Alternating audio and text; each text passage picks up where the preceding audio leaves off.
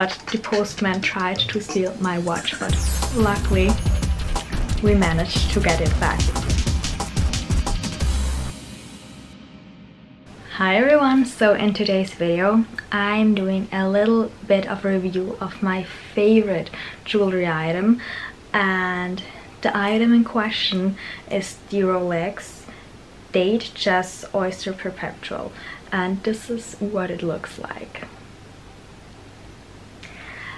As you can see, I have the gold and steel, like the two-tone color. I have a navy blue thing here, and I have the diamonds instead of the numbers, and my diameter is 26 millimeter. And now you might think, well, this watch cannot be bought online anymore or in store anymore, it's not available anymore. Yes, that's true. You can still find watches that look similar to this one, but they don't do the 26 millimeter diameter millimeter watch anymore for women. And seeing as I have a very small wrist and I'm not a huge person myself, I'm quite small, I really wanted a 26 millimeter and exactly all of those other things. So finding this watch was a real journey, let me tell you. I had to go to look in for vintage antique watch stores to find it, and when I bought it, the postman nearly stole it from me. Let's just leave it like that. It's a whole story. I have to do a story time on this video, so keep an eye out for that. But the postman tried to steal my watch, but luckily we managed to get it back, because he actually already stole my watch, but we managed to get it back. And now for the review. So this watch is dated back from the 1980s, so the watch is older than I am. So the watch is like nearly 40 years old, like 35 years old about. I think it's 88 or 87. And yeah, the watch still works perfectly, like absolutely perfectly. And that's probably because the previous owner had had it serviced quite a lot. So always, if you buy a vintage Rolex, make sure that the watch got serviced enough, and that that everything still works.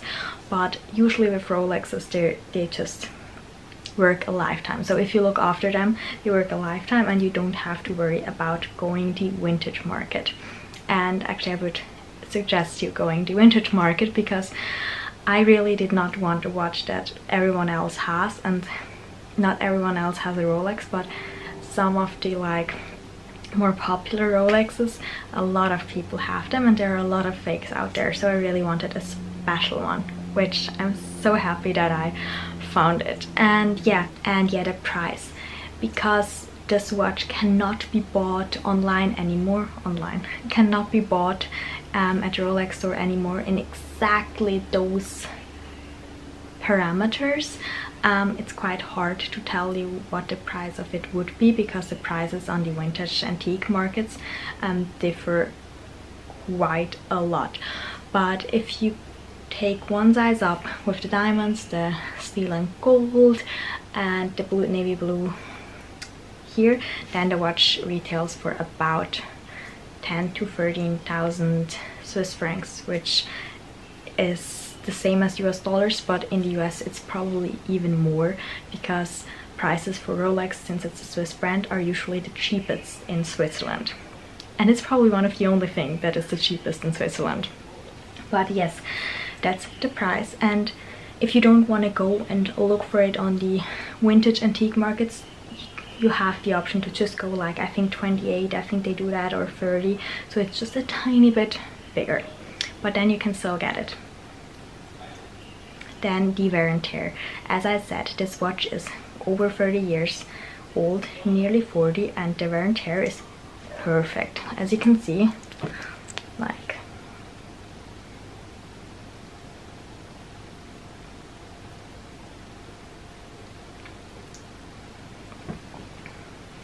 there are literally no scratches on this watch. I mean, a little bit here, but seriously nothing bad. So the wear and tear of a Rolex watch is amazing.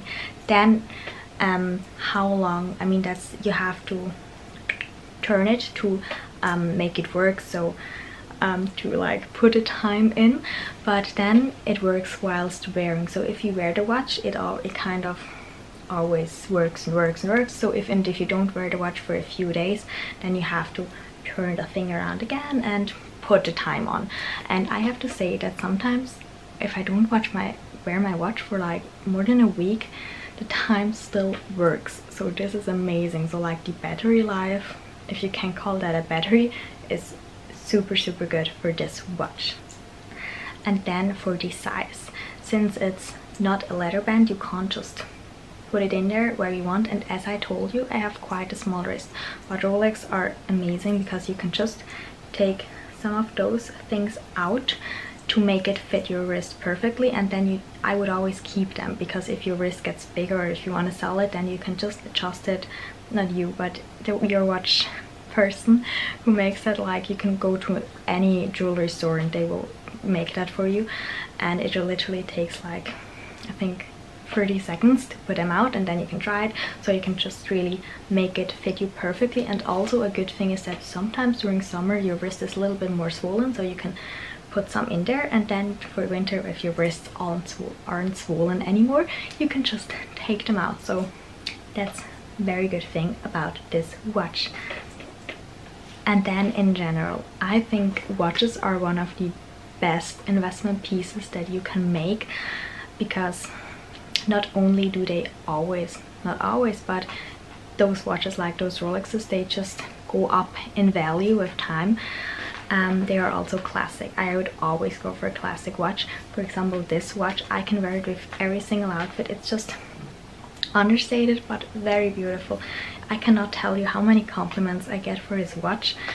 And yes, I think even if you are like a price per wear person, I mean, a watch you can wear every single day. So the price per wear of this one, even though it was extortionately expensive, for, if you think about in 40 years, would be less than if you just buy like a fashion watch which breaks in a year or something like that. So I think a watch is something that probably most people will enjoy for their life. And also because this watch is quite small and it doesn't have a huge dial here, it does not bother me at all when I'm working on the computer or stuff like that. And I'm a person who is bothered quite easily from jewelry when I'm working on a computer, but with this watch that doesn't happen at all.